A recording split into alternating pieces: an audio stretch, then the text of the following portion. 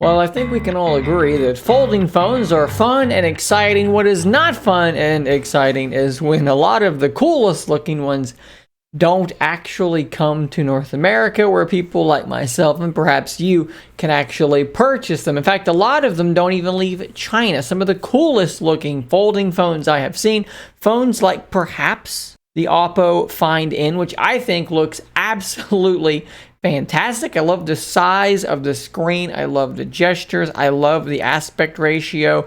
I love the aspect ratio and dimensions of the cover display as well. This phone by Oppo is not something that you can go to a store and purchase here in North America. I don't believe it's come to Europe either, but hopefully we have some news here today that points towards that sort of thing maybe coming to an end for the next iteration of Oppo's folding phone, as well as maybe some reason to think that the next Oppo folding phones won't just be this. Maybe there will also be a Z Flip clamshell style device coming as well. Because what we have here today is a news report from Price Baba, which states that two Oppo foldable phones have appeared on the EU IPO website. If you don't know what that is the European Union Intellectual Property Office. So basically, if you're producing a product like a smartphone and you're going to name that product something, seems like a good idea to name your product. Just a little tip from you to me.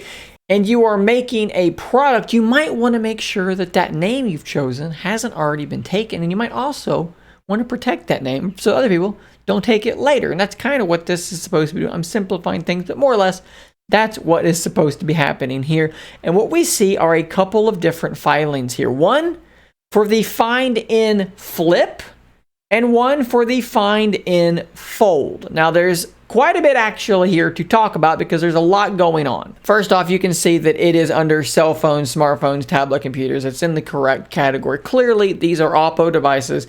Find N Flip, Find N Fold. The prior phone I just showed you is the Oppo Find N. So they're sticking with that kind of name, but they are diversifying, all right? They're going to have a fold and a flip. We know what this means. We're going to have a fold and we're going to have a flip.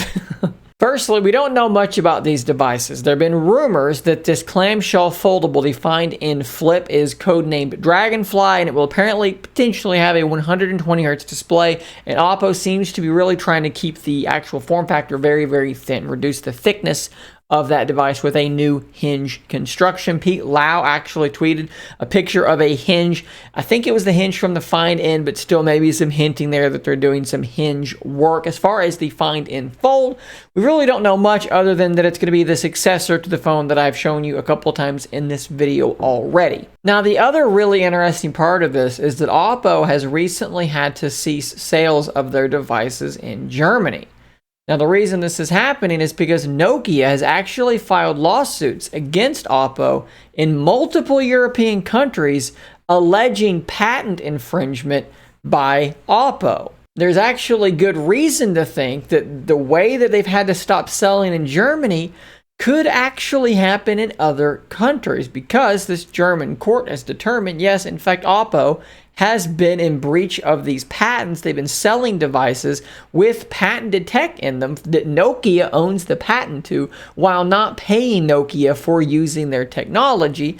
And if that can happen in Germany, it can happen in other countries. Other countries can have the similar lawsuits dealt with in a similar way, and then those sales could be stopped. And that's, again, very interesting when you think about the fact that they're filing these trademarks for these names in the European Union Intellectual Property Office. So this would indicate to me that Oppo seems to think they're going to work this whole rigmarole out, that they're going to be able to figure this out and continue selling their devices. There, perhaps these new devices aren't going to use this patented technology from Nokia. I really don't know. I don't know enough about this court case to know exactly what's going on here.